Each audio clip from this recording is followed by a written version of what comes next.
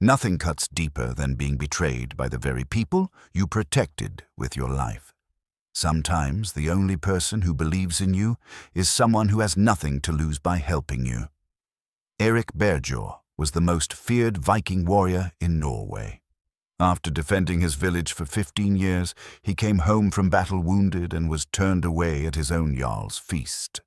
Everyone believed he had dishonored himself, stolen silver, betrayed his men, let his shield brothers die. Only Signy, a poor kitchen maid, found him bleeding in the shadows. While the nobles celebrated inside, she cleaned his wounds and listened to his story. Night after night, she heard the real truth about what happened on that mountain. What she discovered would change both their lives forever and prove that sometimes the greatest acts of courage come from the most unexpected places. Before we jump back in, tell us where you're tuning in from, and if this story touches you, make sure you're subscribed, because tomorrow I've saved something extra special for you. The village of Bjornstead nestled in the shadow of towering pine forests, where the scent of wood smoke and salted fish hung perpetually in the crisp northern air. Here, beneath the watchful gaze of snow-capped mountains, lived a community bound by ancient traditions and the unforgiving laws of survival.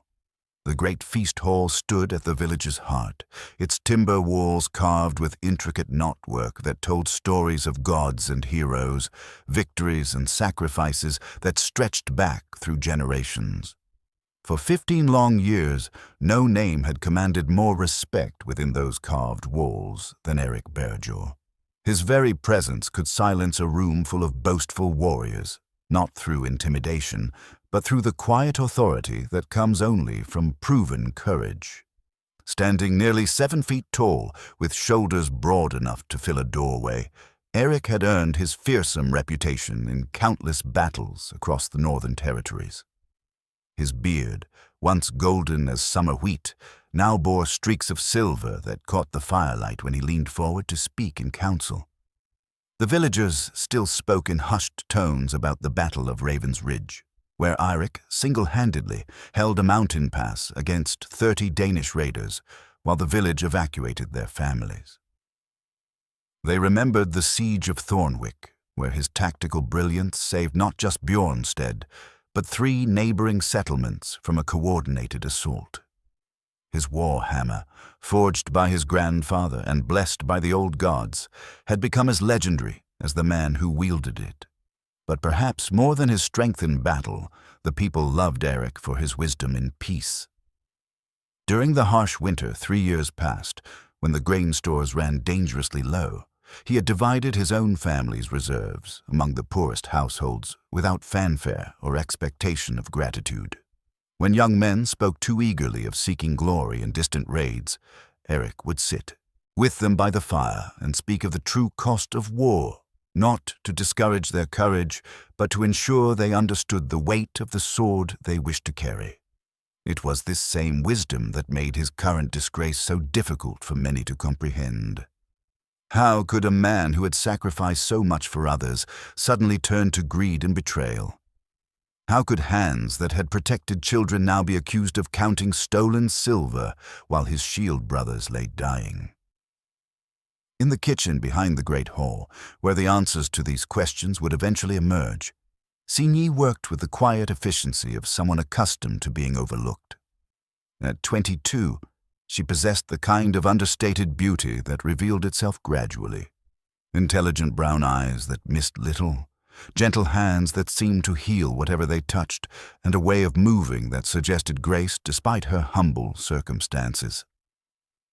She had been orphaned at the age of 7 when sickness claimed both her parents during a particularly brutal winter. The village had taken her in, as was their custom, but her care had fallen primarily to the kitchen women of the great hall. They had raised her with firm kindness, teaching her the arts of cooking, healing, and household management that kept a warrior culture fed and healthy. Unlike many servants, Signy could read the old runes, a skill taught to her by her mother before the sickness took her. This education, unusual for someone of her station, had been tolerated because of her usefulness in managing stores and keeping records. What the village didn't know was that her mother had whispered other things to her during those final fevered nights, stories about their family's true history that seemed too fantastic to believe. Around her neck, hidden beneath her plain wool dress, Signy wore her mother's silver pendant, the only thing of value she possessed. The intricate knotwork design matched nothing else in the village, its craftsmanship far finer than anything a poor woman should have owned. When questioned about it as a child, Signy had learned to say it was a gift from a traveling merchant, a story that satisfied curiosity without inviting deeper investigation. The feast hall itself reflected the rigid hierarchy that governed their world. At the high table, Jarl Magnus presided over his household with the bearing of a man born to command. Approaching his 50th year, the Jarl had grown prosperous during his reign, his once lean frame now softened by good living, and his reddish beard carefully groomed to hide its increasing gray. His wife, Astrid, sat beside him like a carved figurehead, beautiful, silent, and seemingly content with her ornamental role. Below them, the household warriors occupied benches according to their rank and achievements. These were hard men who had earned their places through blood and skill. Yet even they had looked up to Eirik as their unofficial leader. His empty place at the high table now served as a constant reminder of how quickly honor could be stripped away. The rumors that swirled through Bjornstead like autumn leaves carried the bitter taste of disappointment and betrayal. They spoke of a secret mission to retrieve a legendary hoard of silver, hidden since the days of the old kings. The expedition had been meant to secure alliances and strengthen the village's position against growing threats from the south. Instead, it had returned with tales of treachery and loss that seemed to poison the very air. According to the survivors, those few who had made it back, Eirik had led them into the mountains with promises of glory and riches. But when they reached the ancient burial site, greed had overcome honor. The story told of Eirik claiming the largest share for himself, of arguments that turned to violence, of the great warriors abandoning his men when enemies appeared to contest their claim. 20 good men had ridden out on that expedition. Only 7 had returned, and they bore wounds both physical and spiritual that spoke of desperate fighting and hard choices. They told of watching their shield brothers die while their leader counted silver coins by torchlight. They described the shame of retreat, of leaving bodies on foreign soil because one man's avarice had made proper burial impossible. Yet even as these stories spread, some in the village found them difficult to believe.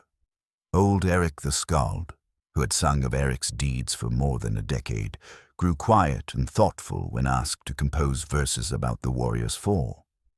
Bjorn Ironside, a veteran of many campaigns, would only grunt non-committally when pressed for his opinion of the accusations. Signy had noticed these hesitations, these small cracks in what should have been universal condemnation.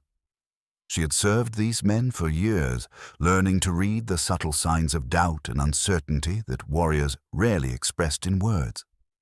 Something about the official story felt wrong to her, though she couldn't yet articulate what troubled her most. The night she first encountered Eirik behind the feast hall, snow had been falling steadily for 3 days, turning the village into a landscape of muffled sounds and softened edges. She had been carrying scraps to the midden heap when she heard the sound, half sob, half growl, coming from the shadows near the storage buildings. There, slumped against a wooden post with his great frame folded in on itself like a wounded bear, sat the most feared warrior in all of Norway. His famous cloak, once a rich blue decorated with silver thread, hung in tatters around his shoulders.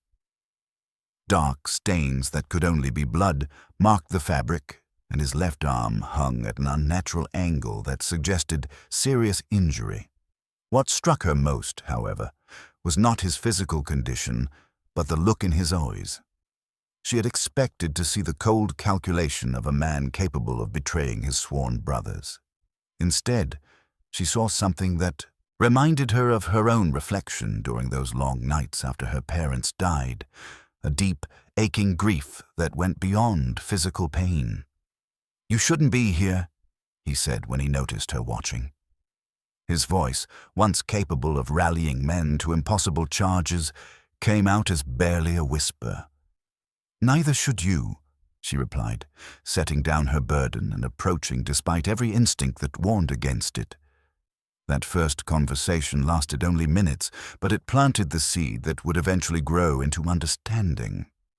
As she helped him to a more sheltered spot and brought him food stolen from the kitchen, Signy began to suspect that the truth about Eirik Bearjaw and the Battle of Fjalrun might be very different from the story the village had chosen to believe. In the warmth of the feast hall, nobles raised their horns and spoke of justice served, of a traitor finally revealed. But in the cold shadows outside, a kitchen maid began to listen to a different story, one that would challenge everything her community thought they knew about honor, loyalty, and the sometimes terrible cost of doing what is right. The morning dawned gray and bitter, with frost painting intricate patterns on the windows of the great hall. Signy had managed only a few hours of restless sleep, her mind haunted by the image of Eirik's broken form huddled in the shadows.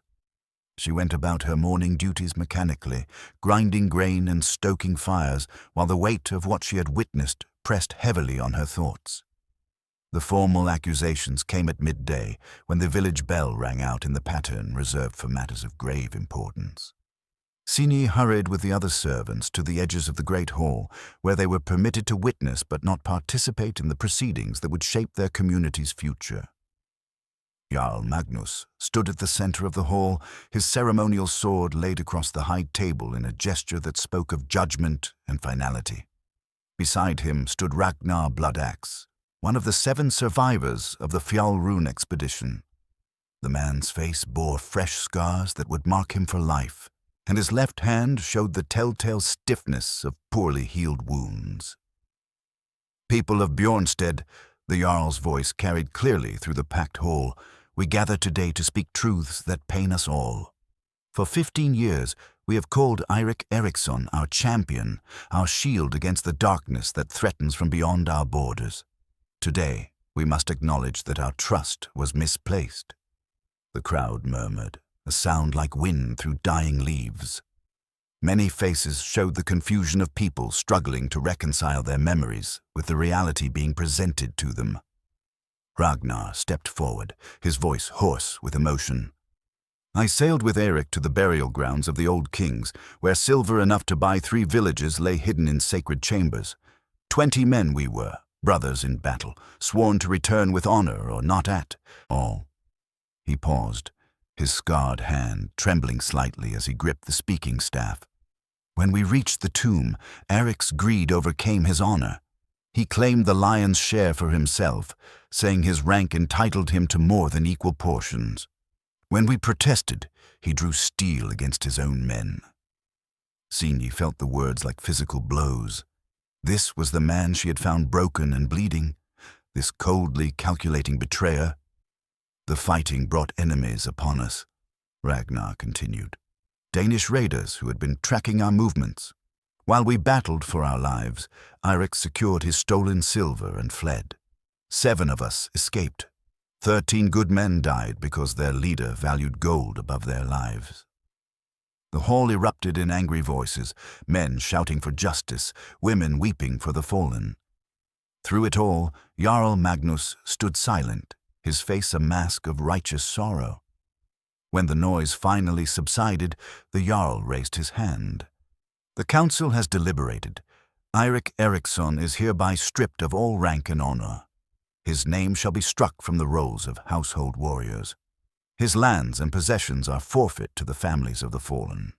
He is banished from this hall and forbidden to bear arms within our territory."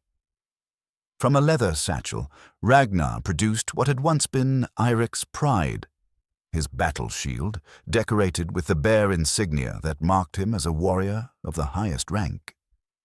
Now it lay in pieces, the iron rim bent and the wooden body split down its center. Dark stains covered the painted bear, and one section had been completely torn away. "This is all that remains of the shield he carried for 15 years, Ragnar said, his voice breaking. "Broken and bloodied, like the trust we placed in him." As the formal ceremony concluded, and the crowd began to disperse. Signy found herself studying the faces around her.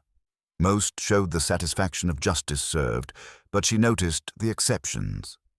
Old Eirik the Skald stared at the broken shield with a puzzled frown.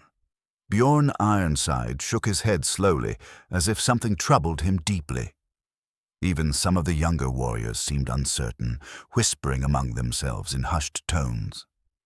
That evening, despite warnings from the other kitchen women to stay away from the disgraced warrior, Signy made her way to the storage shed where she had helped Eirik find shelter. She carried with her a pot of stew and clean bandages, but more importantly, she brought her questions. She found him sitting in the same position, but his eyes were clearer now, no longer clouded by pain and exhaustion. When he saw her approach, something like surprise flickered across his weathered features. "You heard what they said about me," he said. "It wasn't a question." "I heard what they chose to believe," Signy replied, settling beside him and unwrapping the food. "But I also saw you last night. A man who abandons his brothers for silver doesn't weep like that." Eirik studied her face in the dim light, filtering through the wooden walls. "You're either very wise or very foolish, girl. Most would say the evidence speaks clearly enough." "Most people see what they expect to see," she said, offering him the warm bowl. "But I've learned to look deeper. My mother taught me that truth often hides beneath what appears obvious." As Eirik ate, Signy examined his wounds more carefully. The injuries were serious but consistent with hard fighting, not the casual wounds of a man who had fled at the first sign of danger. More telling were the defensive marks on his arms and hands, the kind that came from protecting others, not abandoning them. "Tell me what really happened," she said quietly. For a long moment, Eirik said nothing. Then, slowly, he began to speak. The silver was real enough, hidden in chambers beneath an ancient burial mound. But it wasn't treasure we sought. It was payment. Payment for a secret alliance that could have changed the balance of power across all the northern territories. His voice grew stronger as he continued, as if speaking the truth aloud helped heal something inside him. The Danish king had made overtures through intermediaries.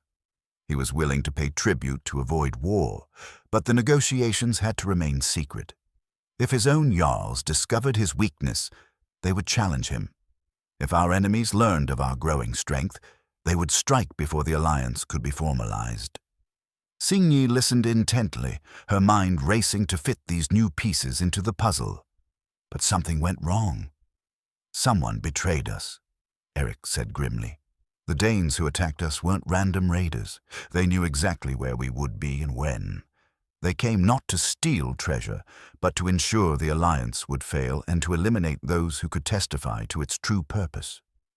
The survivors are good men who believe what they were told to believe," Eirik interrupted. "In the confusion of battle, with men dying around them, they saw me take the silver. What they didn't understand was that I was trying to prevent it from falling into enemy hands. The alliance depended on that payment reaching its destination." As the full implications of his words sank in, Signy felt a chill that had nothing to do with the winter air. "Someone in Bjornstead arranged for you to fail." Eirik nodded slowly. "Someone who benefits from keeping our village isolated and weak. Someone who fears what we might become with powerful allies."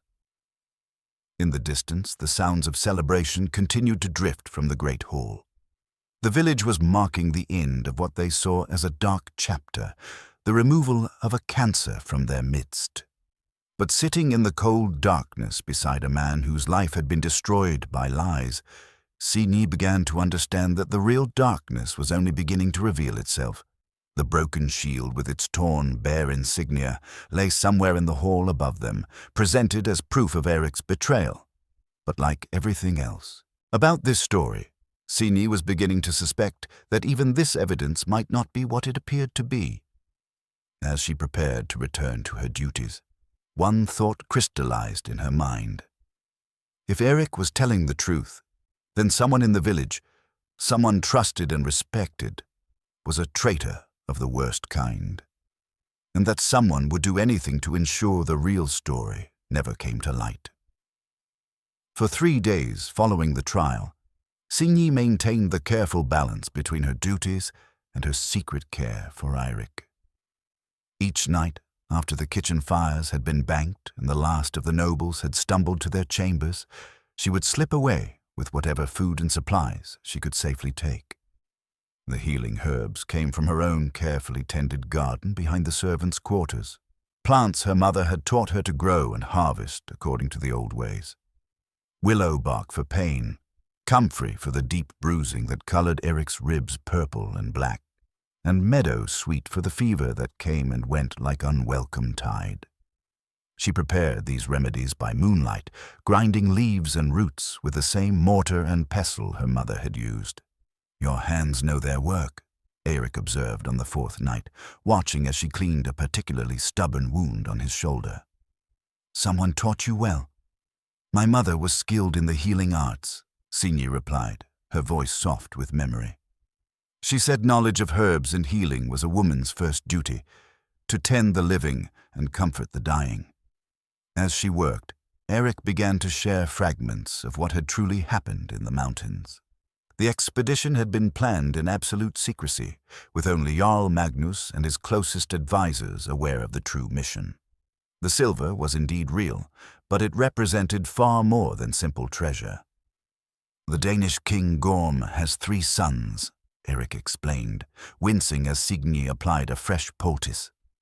"The eldest, Thorvald, seeks peace and prosperity through trade. The younger too hunger for the old ways, raiding, conquest, and blood. Our alliance was with Thorvald, meant to strengthen his position while giving us protection from his brother's ambitions." "But someone wanted the alliance to fail," Signy said, understanding beginning to dawn. "More than that, someone wanted me specifically to fail. The attack was too precise, too well coordinated. They knew our route, our timing, even the location of the burial chamber. Someone had been feeding our enemies information for weeks, perhaps months." As Eirik's physical strength slowly returned, so too did his mental clarity. He began to analyze the expedition from a strategic perspective, walking Signy through the details that had troubled him even during the mission itself. "Ragnar suggested the route we took," he said one night, his voice thoughtful. "Said his uncle had traveled those paths as a young man and knew them well. But when we were attacked, the Danes came from directions that should have been impossible unless they'd been watching us for days." Signy listened carefully, her quick mind cataloguing each detail. She had always been observant, but now she found herself studying the daily life of the great hall with new eyes. Who spoke quietly in corners? Whose stories changed in subtle ways from one telling to the next? Who seemed too eager to discuss Eirik's guilt or too quick to change the subject when doubt was expressed? The answers troubled her. Ragnar Bloodaxe, the primary witness against Eirik, had been granted land and position far above what a common warrior might expect. His wounds, while real enough, seemed inconsistent with the desperate battle he described. A man fleeing for his life wouldn't have taken the time to collect the personal effects of fallen comrades, yet Ragnar had returned with tokens from each of the dead. More disturbing still was the reaction of the other kitchen servants to her nocturnal absences. At first, they had simply warned her away from the disgraced warrior. Now their warnings carried an edge of threat that made Signy's skin prickle with unease. "You're playing with fire, girl," warned Helga, the head cook, cornering Signy near the grain stores. "Some men are beyond redemption. Best to let the dead bury the dead." "I've done nothing wrong," Signy replied carefully. "A hungry man is still a man, whatever his crimes." Helga's weathered face showed no warmth. Hungry men can be fed in daylight before witnesses. What you do in shadows suggests different hungers entirely. The implication stung, but beneath the insult, Signy heard something else. Fear. Helga was afraid, not of Eirik, but of someone discovering Signy's kindness toward him. That fear suggested knowledge the old woman wasn't sharing. That same night, Signy brought more than food and medicine to Eirik's hiding place. She carried questions that had been building like storm clouds in her mind. "You said someone wanted you specifically to fail," she began without preamble. "Why you? There were other warriors on that mission, men of rank and skill." Eirik was quiet for so long that Signy wondered if he would answer. When he finally spoke, his words carried the weight of hard-earned understanding. "Because I was beginning to see too much. In recent months, I'd noticed things. Supply shortages that didn't match our records, messages that arrived at odd hours, conversations that stopped when I entered a room. I was asking questions that made certain people uncomfortable." "What kind of questions?" "Why our trade negotiations with southern settlements kept failing. Why promising young warriors were being sent on missions that seemed designed to get them killed. Why our scouts consistently underestimated enemy numbers, leading to harder battles than necessary." Signy felt a chill that had nothing to do with the winter air. "You think someone has been deliberately weakening the village?" "I think someone has been positioning themselves to benefit from our weakness," Eirik replied grimly. "A village that's constantly under threat needs strong leadership. A people who feel vulnerable are more willing to accept harsh measures in the name of protection." As these revelations settled in Signy's mind, she began to understand the true scope of what they were facing. This wasn't simply about one man's fall from grace. It was about a carefully orchestrated plan to reshape the entire power structure of their community. "If that's true, then helping you puts me in danger," she said quietly. Eirik's eyes met hers in the dim light. "More danger than you know. If they discover you're questioning the official story, you won't simply be dismissed from service. You'll disappear, like others who've asked inconvenient questions." Despite the warning, Signy felt no urge to flee. Instead, she found herself thinking of her mother's final words, spoken in fevered whispers during those last terrible nights. "Trust your heart, little one. Sometimes the most important truths are the ones powerful people most want to hide." Looking at Eirik, this giant of a man reduced to hiding in shadows, his life destroyed by lies, Signy realized she had reached a crossroads. She could return to her safe, invisible existence in the kitchen, or she could step forward into dangerous territory where truth mattered more than safety. The choice, when it came, surprised her with its simplicity. She had spent 15 years being overlooked and underestimated. Perhaps it was time to discover what a kitchen maid could accomplish when she refused to remain invisible. The message arrived on the 5th night, tied to the leg of a raven that landed silently outside the storage shed where Eirik sheltered. Signy discovered it quite by accident, having approached from an unusual direction to avoid Helga's increasingly watchful eyes. The bird regarded her with intelligent black eyes before taking flight, leaving behind a small leather tube secured with sinew. Inside, written in runes that seemed deliberately crude to disguise the author's true skill, was a warning that made Signy's blood run cold. "The girl sees too much. End her interest or we will." Eirik read the message twice before crushing it in his massive fist. "They know," he said simply. "How is that possible? I've been careful." "Not careful enough," Eirik interrupted, his voice heavy with self-recrimination. "I should have realized they'd be watching for anyone who showed me kindness.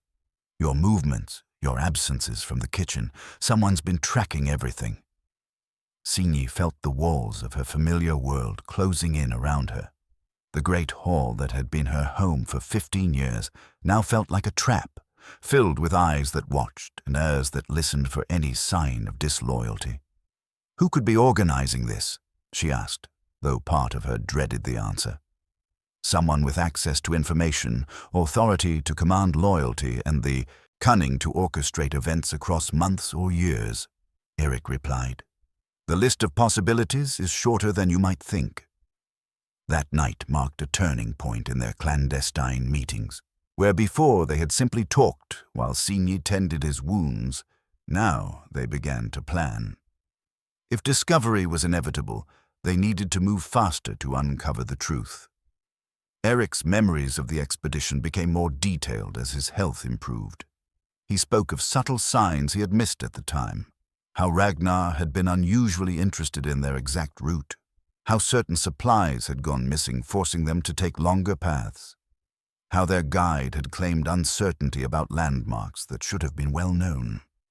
The attack itself bothered me even during the fighting, Eirik said, his warrior's instincts finally given voice. They came in 3 waves, first to scatter us, then to isolate the strongest fighters, finally to claim the silver. That's not how raiders work. Raiders strike fast and hard, grab what they can, and flee. This was a military operation. Signy absorbed these details while dealing with her own increasing difficulties within the hall. Her position in the kitchen hierarchy, once secure if humble, had become precarious. Tasks that should have taken minutes stretched into hours as she found her movements constantly monitored.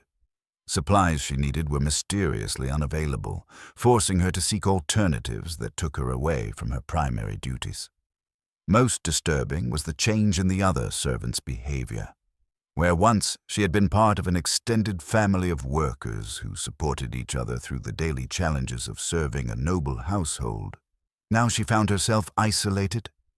Conversations stopped when she approached. Offers of help became scarce. Even young Astrid, a kitchen girl she had helped train, now avoided her eyes entirely. The pressure reached a breaking point when Signy discovered she was being followed. Returning from the market in the village below, she noticed the same figure trailing at a discreet distance, one of the newer guards, a man called Olaf, whose loyalties seemed to lie wherever payment was most generous. That evening, as she prepared to visit Eirik with what might be their last opportunity for safe conversation, Signy made a decision that surprised even her. Instead of taking her usual circuitous route, she walked directly to the main entrance of the great hall and requested an audience with Jarl Magnus. The request was so unexpected that the guards actually granted it, perhaps too surprised to refuse. She was led to a small chamber behind the main hall, where the Jarl conducted private business, its walls lined with weapons and shields that spoke of past victories. Magnus received her with the distant courtesy he showed all servants, but Signy noticed his eyes held a sharpness that suggested her request had not been entirely unexpected. "You wish to speak with me about the kitchen duties?" he asked, settling behind a carved oak desk that had belonged to his predecessor. "No, my lord. I wish to speak about Eirik Bearjaw." The temperature in the room seemed to drop several degrees. Magnus leaned back in his chair, his fingers steepled before him in a gesture that might have appeared thoughtful to someone who didn't notice how his knuckles had gone white. What possible interest could a kitchen maid have in the affairs of disgraced warriors? Signy had rehearsed this moment, but facing the Jarl's penetrating stare made her carefully prepared words feel inadequate. Still, she pressed forward, knowing this might be her only chance to speak freely. "I believe there are questions about what really happened at Fjallrun that deserve answers," she said, keeping her voice steady despite her racing heart. "The questions have been answered," Magnus replied coldly. "Ragnar Bloodaxe and the other survivors have testified. The evidence is clear." "Evidence can be misleading, my lord. Sometimes the truth lies deeper than what we see on the surface." For a moment, something flickered in the Jarl's eyes. Surprise, perhaps, or calculation. Then his expression hardened into the mask of authority she had expected. "You forget yourself, girl. The judgment of warriors is not subject to the opinions of servants. I suggest you focus on your duties and leave matters of honor to those qualified to judge them." The dismissal was clear, but as Signy rose to leave, Magnus spoke again. "However, I appreciate your loyalty to the community. If you have specific information that might be relevant, I encourage you to share it. Privately, of course, and with appropriate discretion." Walking back through the corridors she knew so well, Signy realized she had just made a terrible mistake. What she had intended as a test of the Jarl's reaction had instead revealed her own hand far too clearly. Magnus now knew that someone was questioning the official story, and he had extended what felt very much like an invitation to betray Eirik's trust. That night, she brought more than food and medicine to Eirik's hiding place. She brought the raven feather message and news of her confrontation with the jarl. As she described the conversation, she watched Eirik's face grow grim with understanding. "He's given you a choice," Eirik said finally. "Betray me and earn his favor, or continue helping me and face the consequences." "That's not a choice at all," Signy replied firmly. "I've already decided where I stand." But even as she spoke the words, both of them knew their time was running out. The web of conspiracy that had destroyed Eirik's life was now closing around her, and their enemies held all the advantages of position, authority, and numbers. Yet something had changed during these nights of shared danger and growing trust. Where once there had been only a kitchen maid's sympathy for a fallen warrior, now there was partnership in the search for truth, and perhaps something deeper that neither dared yet name.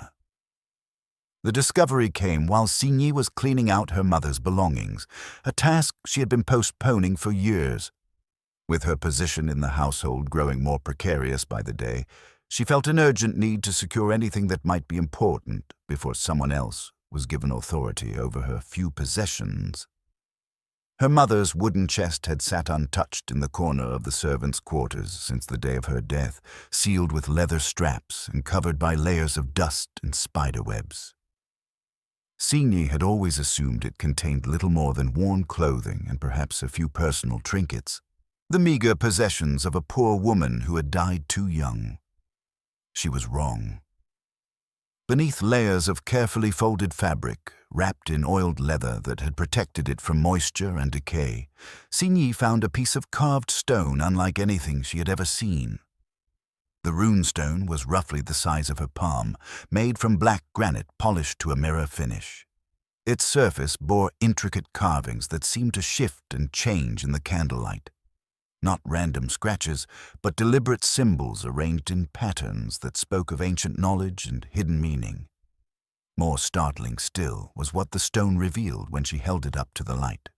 The carved lines formed a map, showing geographical features she recognized from the region around Bjornstad. Mountains, valleys, and waterways were marked with precise detail, but overlaying these natural landmarks were symbols she didn't understand. Markers that seemed to indicate locations of significance known only to whoever had commissioned this remarkable artifact. Her hands trembling, Signy examined the stone more carefully. One location was marked with particular prominence, a symbol that looked like a stylized tree surrounded by smaller marks that might represent buildings or burial mounds. Based on the geographical features, this location lay somewhere in the high mountains to the north, the same region where the ill-fated expedition to Fjalrun had taken place. As she studied the stone, fragments of half-remembered conversations with her dying mother began to take on new meaning. The whispered stories about their family's true history, the insistence that Signy was more than she appeared, the mysterious silver pendant that matched no local craftwork. All of it suggested a heritage far more significant than that of simple village folk. The next evening, when she brought the runestone to Eirik, his reaction confirmed her growing suspicions. The moment his eyes fell on the carved surface, his entire demeanor changed. He handled the stone with a reverence reserved for sacred objects, tracing the symbols with fingers that knew their meaning. "Where did you get this?" he asked, his voice barely above a whisper. "My mother's belongings. She died when I was 7. I never knew she had anything like this." Eirik studied the map intently, comparing its markings to his own memories of the expedition. "This shows the true location of the burial chambers," he said finally. "Not just the site we reached, but others, places of power and significance that most have forgotten." "What does that mean?" "It means your mother was no simple village woman," Eirik replied, looking at Signy with new understanding. "These symbols mark sacred sites known only to the old bloodlines, families that can trace their heritage back to the first jarls and kings. Your mother was nobility, Signy, whether she chose to live as such or not. The revelation struck Signy like a physical blow. Everything she had believed about herself, about her place in the world, suddenly shifted like sand beneath her feet. She was not just a kitchen maid showing kindness to a fallen warrior. She was someone with a legitimate claim to knowledge and authority that others were fighting to suppress. The expedition wasn't just about silver, she said, the pieces falling into place with startling clarity. It was about controlling access to these sacred sites. And your bloodline gives you rights that certain people find inconvenient. Eirik agreed grimly. If word spread that the kitchen maid was actually descended from the old royal lines, it would raise questions about who truly has the right to rule. That night marked the beginning of a new phase in their relationship. No longer was Eirik simply the object of Signy's compassion. He became her protector and guide as she struggled to understand the implications of her heritage. Together, they studied the runestone map, identifying locations and trying to piece together the full scope of what their enemies were trying to achieve. The stone revealed other secrets as well. Some of the marked sites corresponded to places where valuable resources had been discovered in recent years. Iron deposits, stands of particularly fine timber, and grazing lands that had been claimed by various noble families.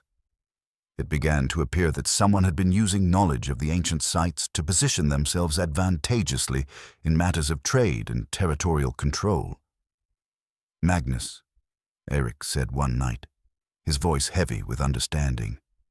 He's been using this knowledge for years, claiming discovery rights to resources that were marked on maps like this, but he couldn't risk the true owners of the maps ever learning what he'd done.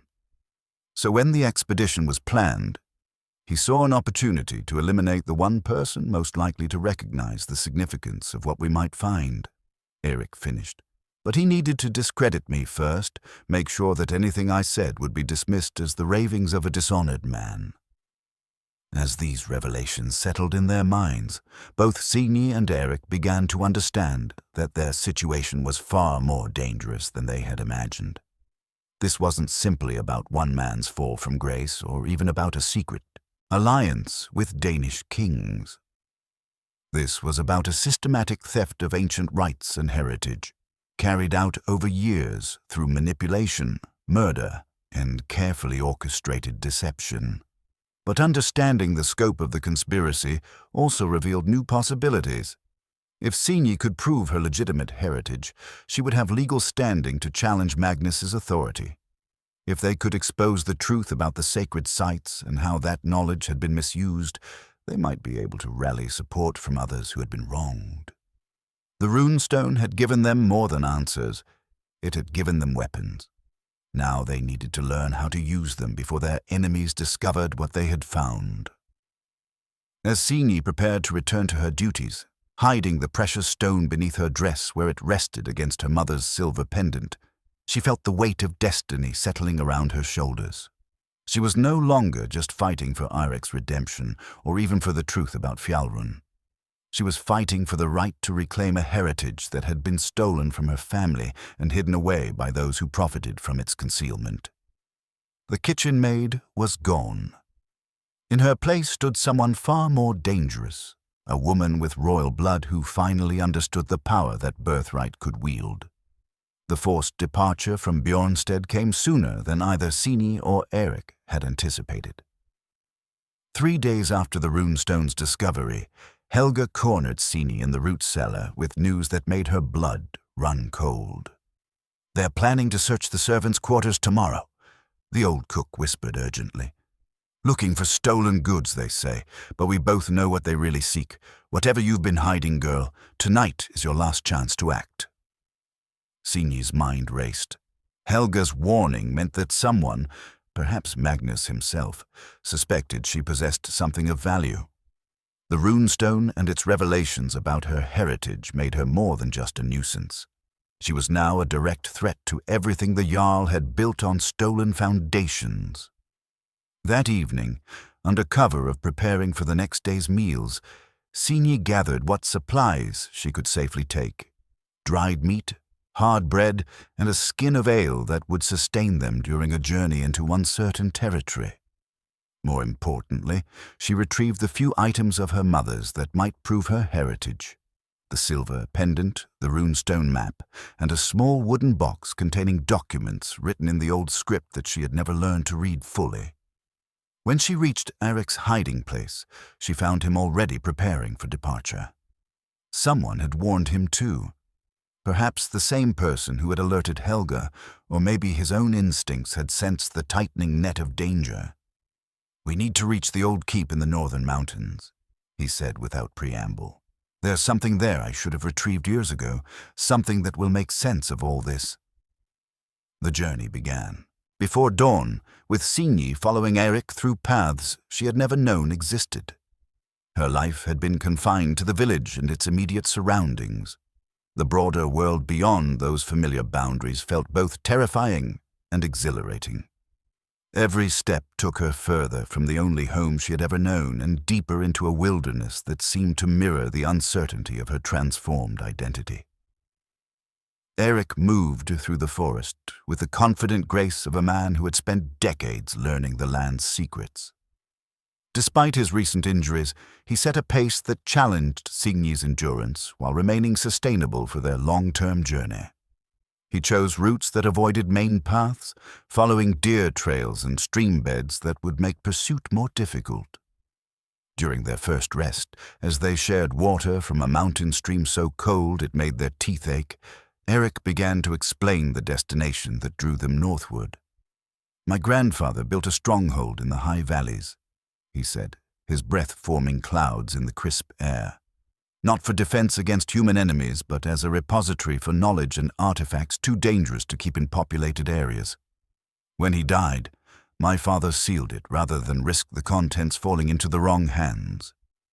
"What kind of contents?" "Maps like yours, but also weapons, documents, and objects of power that the old bloodlines accumulated over centuries. My grandfather believed that times of testing would come when such things would be needed again." As they traveled deeper into the wilderness, Signy found herself changing in ways that went beyond simple physical adaptation to the harsh environment. The careful servility that had defined her existence in the Great Hall fell away like an unnecessary garment. In its place emerged something that felt both new and ancient, a confidence that seemed to come from her very bones. Eirik noticed the transformation and encouraged it through patient instruction. He taught her to read the forest signs that indicated the presence of other travelers, to find water sources and edible plants, and to move silently when stealth was required. But more than survival skills, he shared knowledge about the old ways, the traditions and laws that had governed their people before the current generation of jarls had consolidated power. "Your bloodline carries more than just noble heritage," he explained during one evening's rest beside a hidden cave they had found for shelter. "The old royal families were keeper of laws, arbiters of disputes, and guardians of sacred traditions. That's why Magnus fears you, not just because you threaten his authority, but because you represent a different way of understanding power itself." On their third night of travel, as they camped in a grove of ancient pines that seemed untouched by human presence, something shifted in the relationship between them.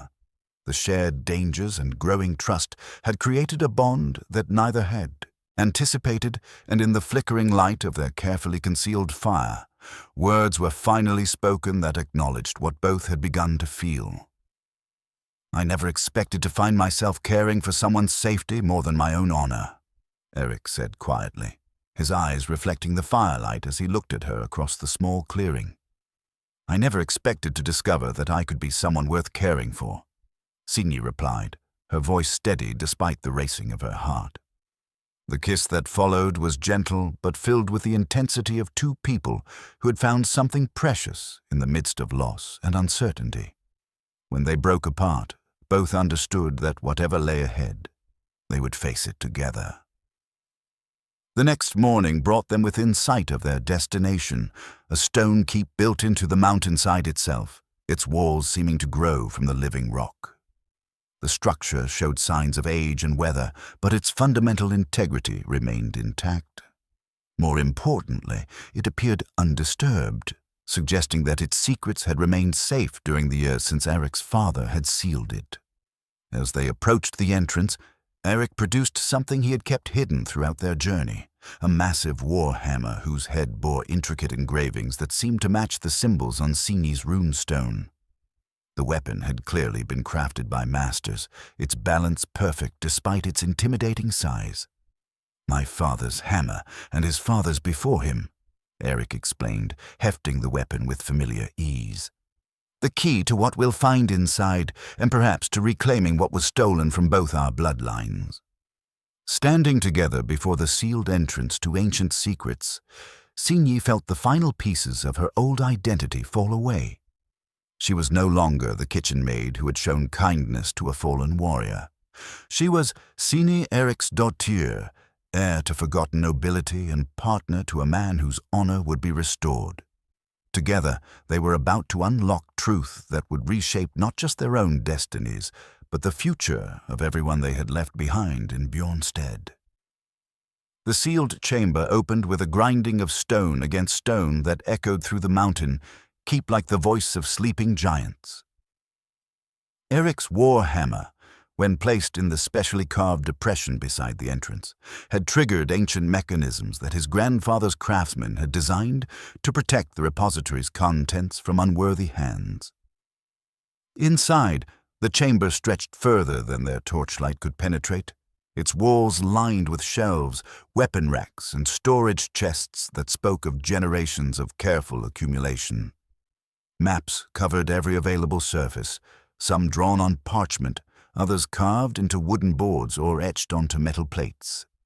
At the center of the room stood a massive oak table bearing what appeared to be a scale model of the entire Northern Territories, complete with movable pieces representing settlements, resources, and strategic positions. But it was the document chest near the back wall that yielded the revelation which changed everything they thought they understood about the conspiracy that had destroyed their lives.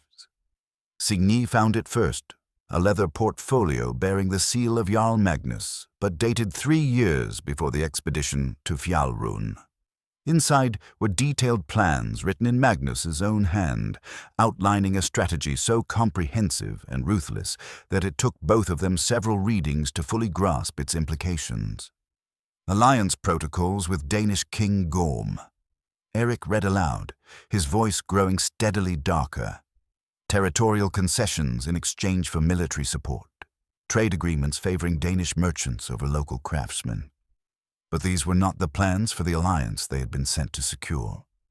These documents revealed Magnus's secret negotiations with Thorvald's younger brothers, the Danish princes who favored conquest over diplomacy. The Jarl had been working to invite invasion while simultaneously positioning himself as the only leader capable of defending against the very threat he was helping to create. "He's been planning to betray our people to the Danes all along," Signy whispered, the full horror of the discovery settling over her like a shroud. "The expedition, your disgrace, everything, it was all meant to clear the way for surrender to foreign kings." Eirik's hands shook as he read further. The documents detailed how Magnus had systematically weakened Bjornsted's defenses while appearing to strengthen them. Promising young warriors had been sent on missions designed to eliminate them. Trade agreements had been secretly modified to make the village dependent on resources controlled by Danish allies. Even the village's strategic alliances with neighboring settlements had been quietly undermined through carefully planted rumors and broken promises. "The silver we were sent to retrieve wasn't payment for an alliance," Eirik said, pieces of the puzzle finally clicking into place. "It was meant to be evidence of my greed when the Danes discovered our presence there. They were supposed to capture us, find the silver in my possession, and return with proof that I had betrayed our mission for personal gain. But something went wrong with their plan." "Everything went wrong," Eirik replied grimly. "The Danish force that attacked us was supposed to capture, not kill, but when the fighting started, their discipline broke down. Real battle is different from staged theater. Men die when steel meets flesh, regardless of what the script calls for." Among the documents was something even more damning, a detailed plan for the aftermath of Magnus's orchestrated defeat. Once the village had fallen to the Danish forces, Magnus would emerge as the only leader capable of negotiating terms with the conquerors. His previous secret communications with them would be revealed as brilliant forward thinking rather than treachery. The people, grateful to avoid complete destruction, would accept his continued leadership under Danish oversight. But the most shocking revelation came in the form of a single document bearing an unexpected seal. Signy recognized it immediately, the same intricate knotwork design that adorned her mother's silver pendant. It was a formal grant of authority, written in the old script and signed by her grandfather, appointing Magnus as regent only until the rightful heir came of age to claim their inheritance. "Your mother wasn't just nobility," Eirik said, reading the document with growing amazement. "She was the rightful jarl of Bjornstead. Magnus has been ruling with stolen authority for over 20 years. The revelation hit Signy like a physical blow. Everything about her life, from her mother's mysterious death to her own relegation to servant status, suddenly made terrible sense. Magnus hadn't simply been consolidating power. He had been systematically destroying any trace of the legitimate royal line while positioning himself to surrender their people's freedom to foreign masters. "That's why he couldn't risk the expedition succeeding," she said, understanding flooding through her like cold water. "If the alliance with King Gorm's peaceful faction had been secured, there would have been no need for his planned surrender. His entire strategy depended on our village remaining weak and isolated." They spent hours going through the remaining documents, each new discovery adding layers to their understanding of Magnus's betrayal. Letters revealed how he had orchestrated the deaths of other potential claimants to legitimate authority. Financial records showed how village resources had been quietly transferred to accounts controlled by Danish allies. Most damning of all were detailed maps showing planned positions for Danish forces following their inevitable conquest of the territory. Among the weapons in the repository, they found something that made Eirik's breath catch in his throat: a ceremonial ring bearing the true seal of the jarl's office. Unlike the crude replica Magnus wore in the village, this ring bore intricate engravings that matched the oldest traditions of their people. More importantly, it was sized for a woman's hand. "This belonged to your mother," Eirik said, offering the ring to Signy with the reverence due to a sacred artifact. "It's the symbol of legitimate authority over Bjornstead and all its holdings."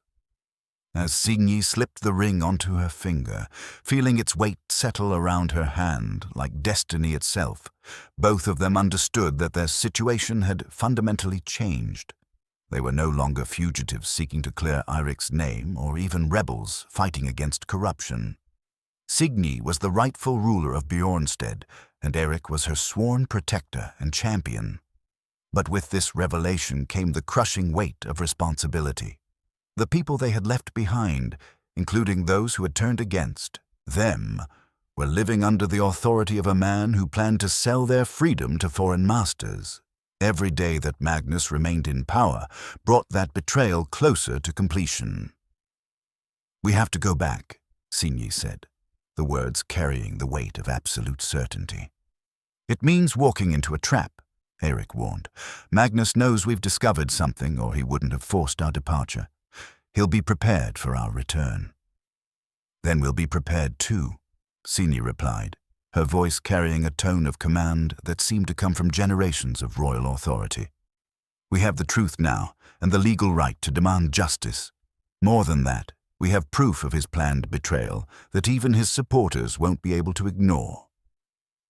As they prepared to leave the repository, carefully selecting documents and artifacts that would serve as evidence, both Signy and Eirik understood they were about to embark on the most dangerous phase of their journey.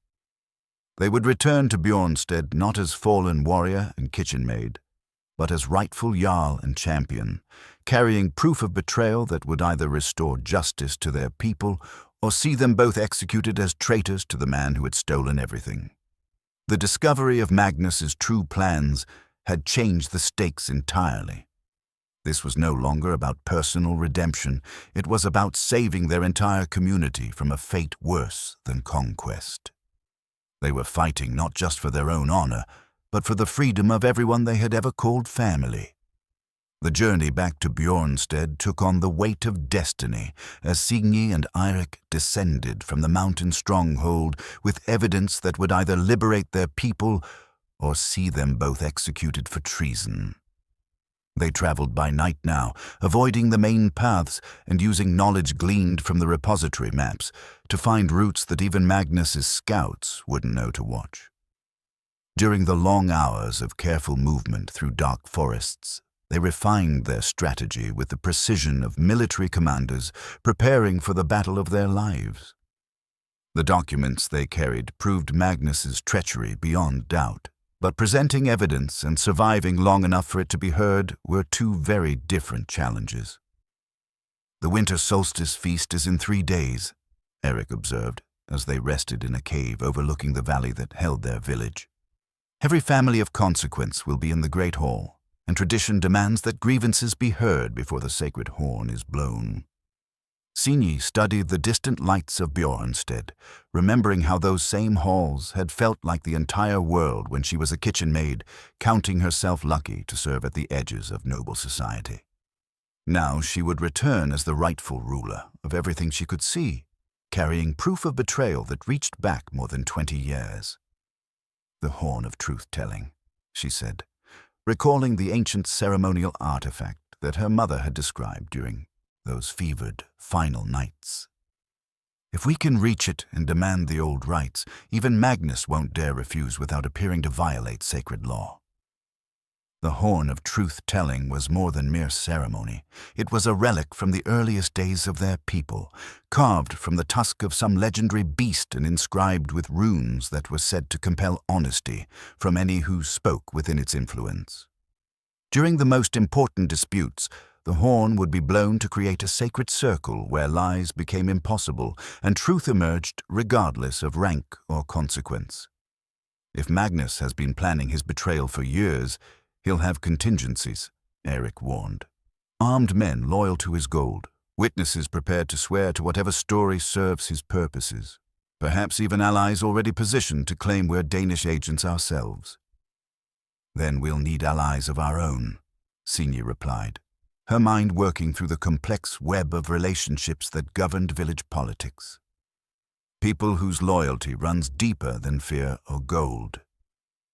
They spent hours identifying potential supporters, individuals who had suffered under Magnus's policies or who remembered the old ways with enough reverence to recognize legitimate authority when it was presented.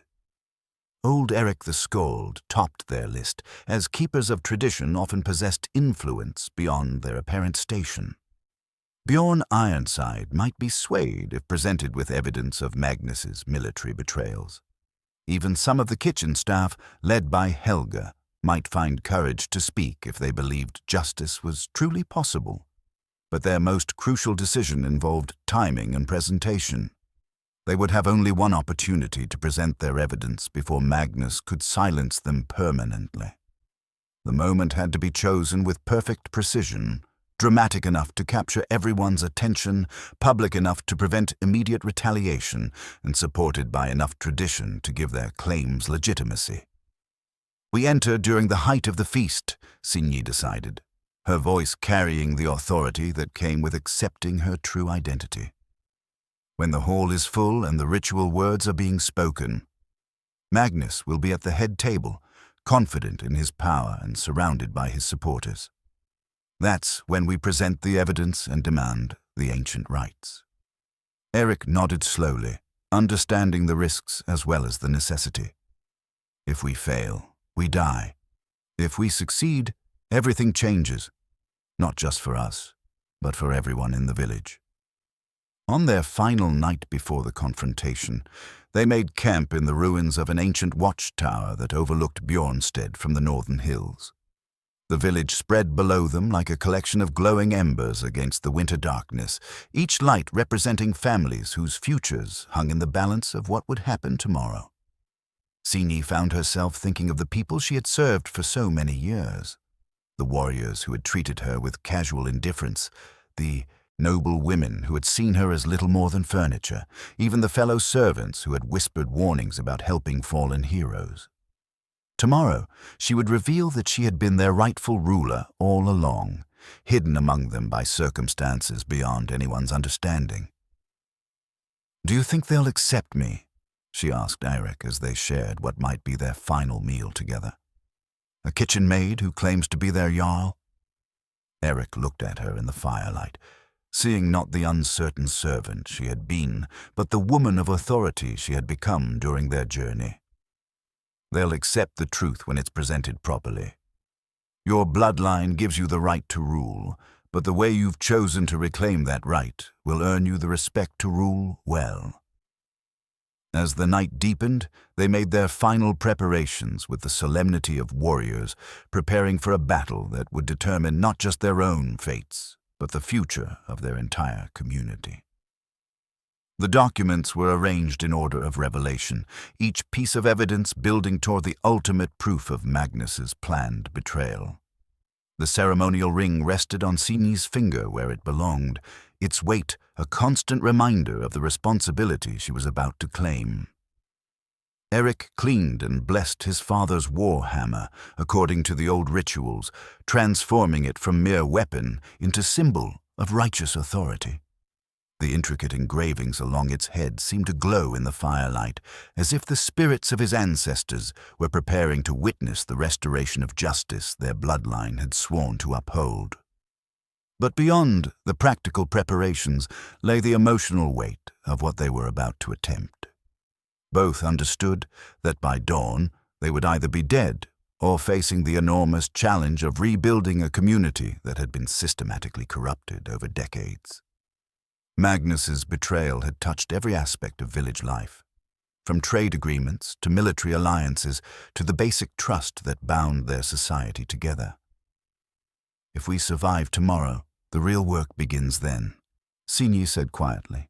"Undoing 20 years of careful damage, rebuilding relationships with neighboring settlements, preparing our defenses against the Danish invasion that Magnus has been arranging." "We'll face it together," Eirik replied, reaching for her hand. "As we've faced everything else since this began." The touch of their joined hands seemed to seal something between them that went beyond the political alliance of jarl and champion. They had found in each other not just partnership in pursuing justice, but a love that had grown stronger under pressure that would have destroyed lesser bonds.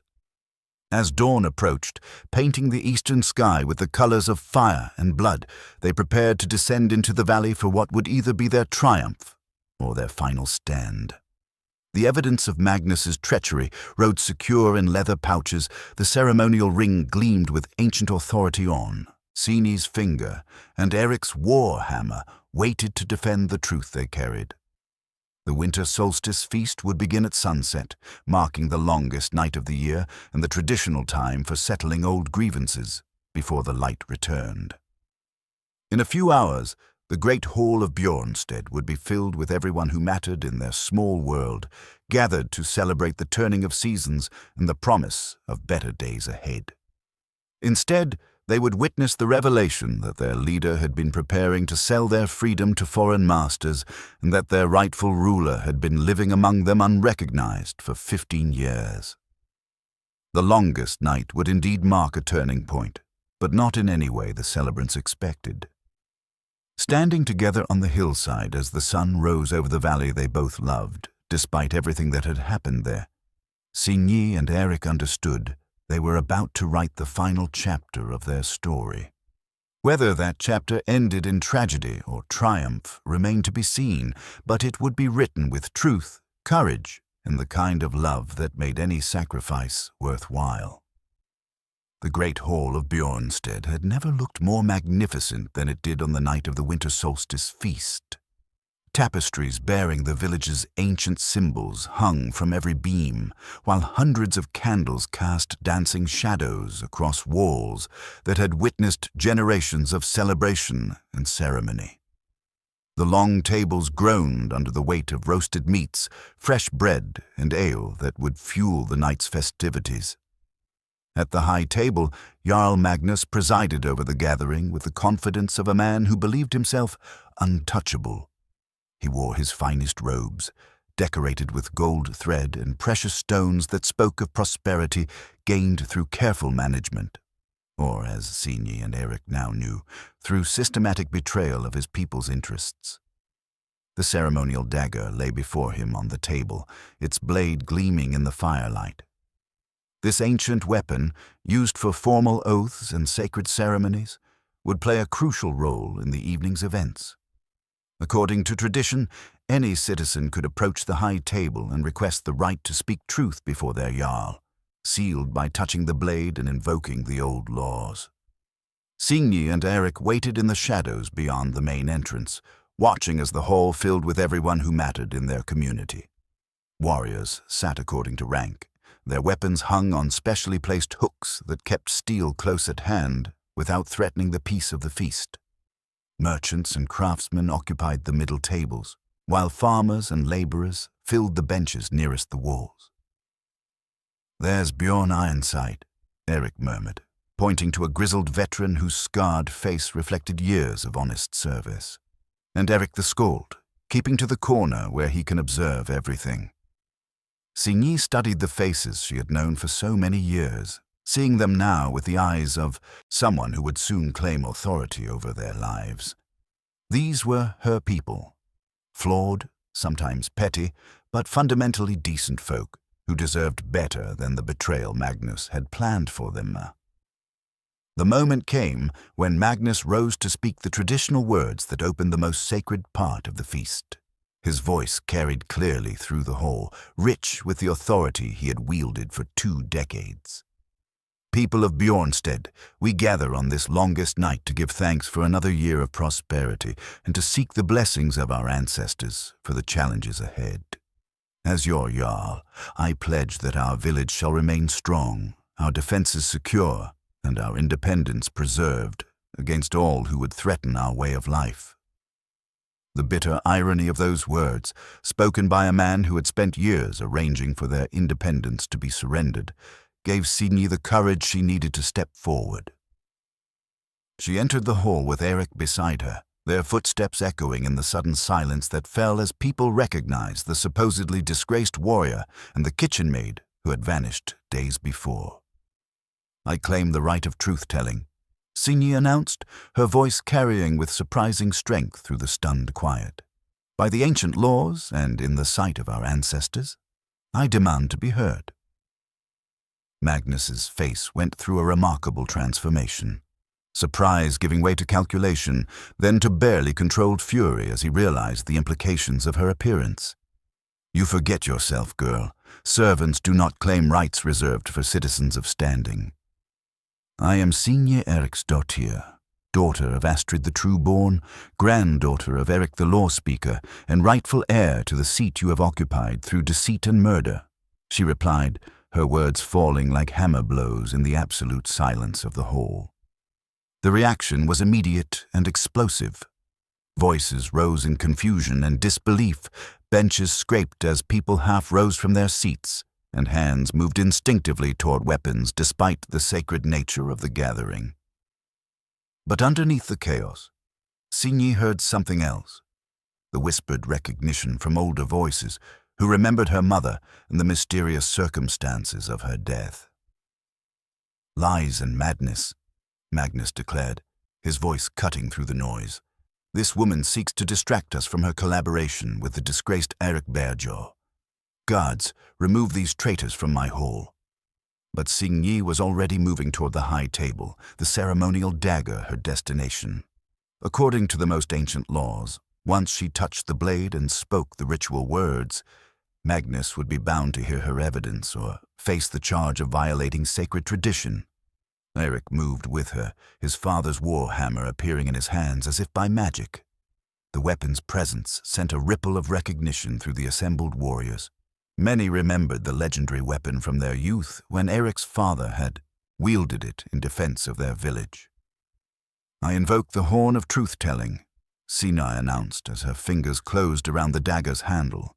"By blade and blood, by oath and honor, I demand the right to present evidence of treachery that threatens every soul in this hall." The formal words, spoken according to traditions that predated Magnus's rule by centuries, carried weight that even he could not simply dismiss. To refuse now would brand him as someone who feared the truth, a weakness no jarl could survive. Magnus's smile was cold as winter stone. "Very well. Let the horn be brought forth, and let truth be spoken. But know that when your lies are exposed, the penalty will be death for both of you." The horn of truth-telling emerged from its sacred alcove like a relic from another age. Eirik the Skald, as keeper of traditions, carried it with the reverence due to an artifact that had witnessed the founding of their people. Carved from ivory that had yellowed with centuries of age, its surface bore runes that seemed to pulse with their own inner light as the ancient instrument was placed on the high table. Magnus's confidence visibly wavered as the horn appeared. Whatever plans he had made for this evening, they had not included facing the most sacred, truth-compelling ritual of their ancestors. But retreat was impossible now. Too many eyes watched, too many voices murmured about the old ways and forgotten laws. "Let the sacred circle be formed," Eirik announced, his voice carrying the authority of one who had memorized every ritual of their people. "Let all who speak within its bounds remember that lies spoken before this horn will mark the speaker's soul for all eternity." The assembled villagers drew back, forming a wide circle around the high table.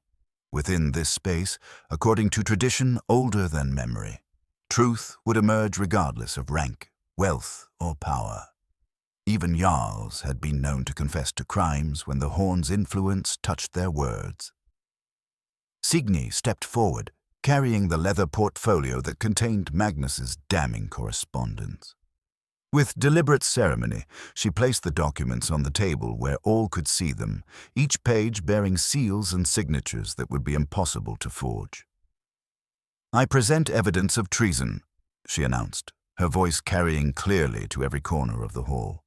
Letters written in Magnus's own hand, revealing his secret alliance with Danish princes who seek to conquer our lands.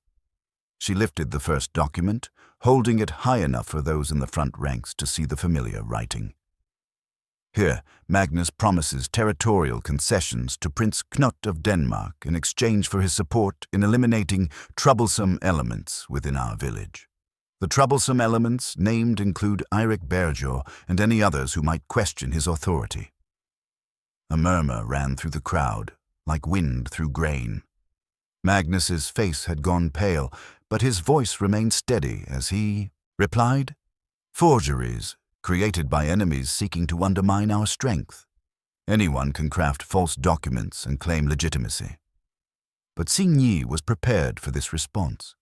From her pouch, she drew the true jarl's ring, the one that had belonged to her mother and bore engravings that matched the oldest artifacts in the hall. The moment it appeared, gasps echoed from those old enough to remember its significance. "This ring was worn by every rightful ruler of Bjornstead for 300 years, she said, extending her hand so the torchlight caught the intricate carvings. "Magnus wears a copy, skilled work, but lacking the sacred runes that mark true authority." Magnus's own ring suddenly seemed crude by comparison, its engravings shallow and its metal too bright.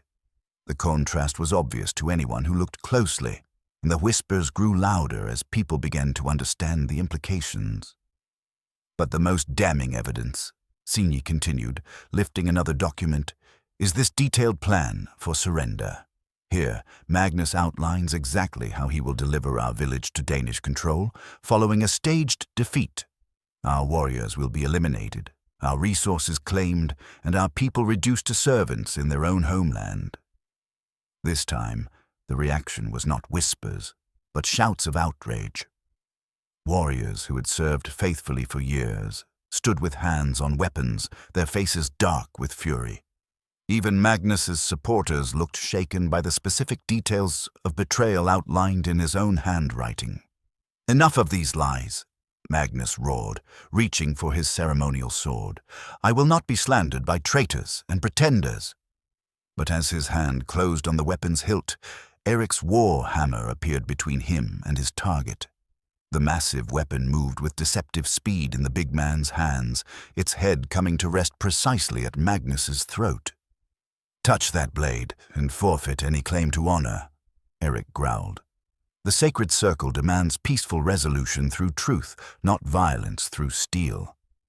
For a moment, the hall balanced on the edge of chaos.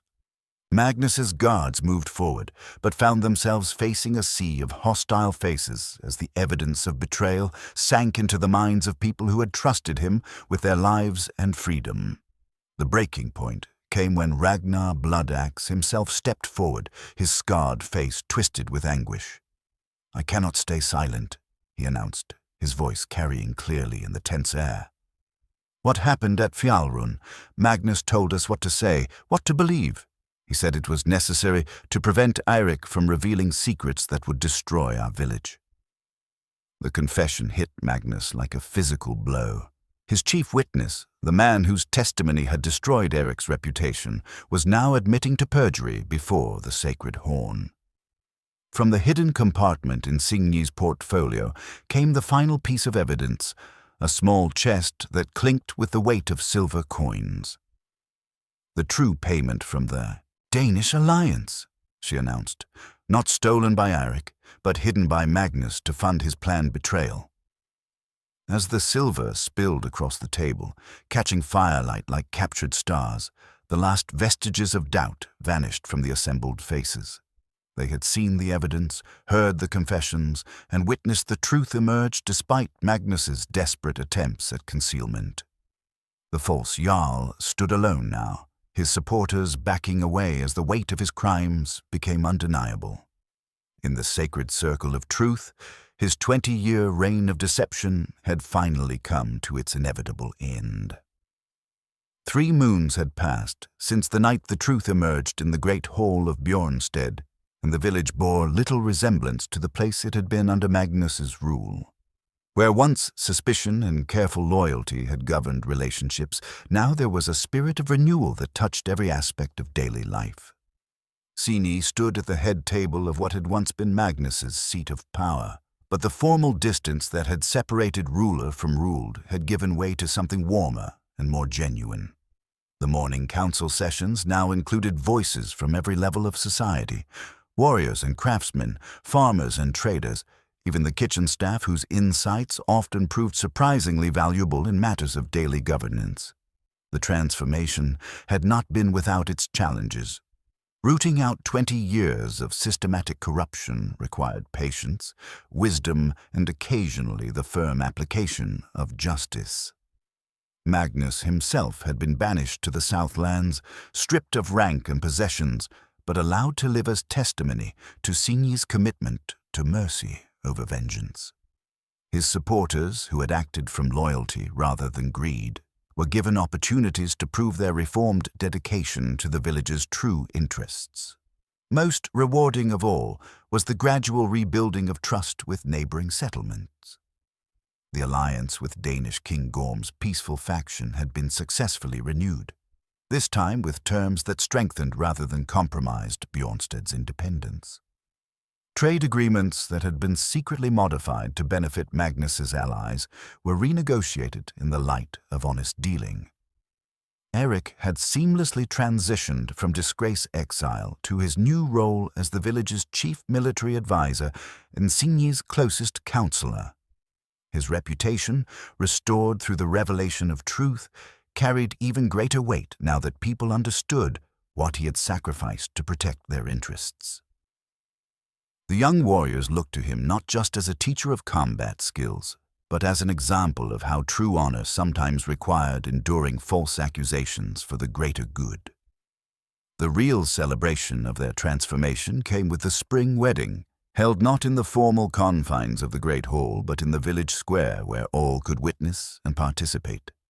Signy had insisted on this arrangement, understanding that her authority came not from divine right or inherited power, but from the consent and trust of the people she served. The ceremony itself blended ancient traditions with innovations that reflected their new approach to leadership. Eirik the Skald had composed verses that told the story of their journey from disgrace to redemption, but he had also included songs that honored the ordinary virtues of the farmers, craftsmen, and workers whose daily labor sustained their community. The wedding rings themselves were artifacts worthy of the story they had lived. Crafted by the village's finest metalworker, they incorporated silver from the hoard that had been at the center of the conspiracy, transformed now from evidence of betrayal into symbols of commitment and trust.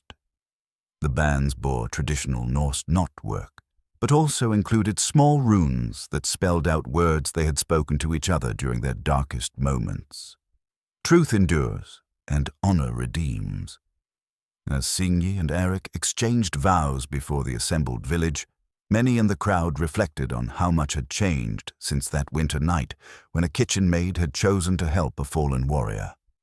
The simple act of kindness had grown into something far greater, a revolution of spirit that had saved their community from betrayal and shown them a better way to live together. Old Helga, standing with tears streaming down her weathered cheeks, remembered the frightened girl she had warned away from dangerous associations. Now she watched that same girl, though no longer a girl, speak words of commitment to the man whose honor she had helped restore and whose love had helped her discover her own true strength. Bjorn Ironside, his scarred hands respectfully clasped as he witnessed the ceremony, thought of the doubts that had plagued him during Magnus's rule. He had sensed something wrong in the official story of Eirik's betrayal, but lacked the courage to speak against accepted truth. Now he served under leaders who encouraged questions and valued honesty over comfortable conformity. Even Ragnar Bloodaxe, standing at the edge of the crowd with shame still shadowing his features, found hope in the day's celebration. His confession during the truth-telling ceremony had cost him much, but it had also freed him from the weight of lies he had carried for months. Signy's offer of redemption through honest service had given him a chance to rebuild his honor through patient work rather than desperate deception. The feast that followed the wedding ceremony reflected the new spirit that governed Bjornstead. Tables were arranged so that rank and wealth did not determine seating, and the conversations ranged freely between serious matters of governance and lighter topics of daily life. Stories were shared that had been suppressed during Magnus's rule, tales of small acts of resistance, quiet moments of doubt, and the gradual awakening of courage that had prepared people to accept truth when it was finally revealed. As evening settled over the village and the celebration continued around carefully tended fires, Signy and Eirik found themselves walking together through the familiar streets where their story had begun. They passed the storage shed, where a fallen warrior had found shelter, the kitchen where a maid had stolen food for someone society had abandoned, and the great hall where truth had finally overcome deception. "Do you ever regret it?" Eirik asked quietly, his voice carrying the deeper question about the price they had both paid for choosing the difficult path of truth. Signy looked around at the village that was now truly her home and her responsibility, thinking of the challenges that still lay ahead and the constant work required to maintain the trust they had earned. "I regret the pain it caused good people who were deceived by someone they trusted," she replied. "But I regret nothing about the choices we made together."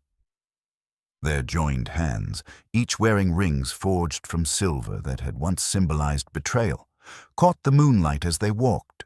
Behind them, the sounds of celebration continued, not the hollow festivities of Magnus's rule, but the genuine joy of a community that had learned to trust again.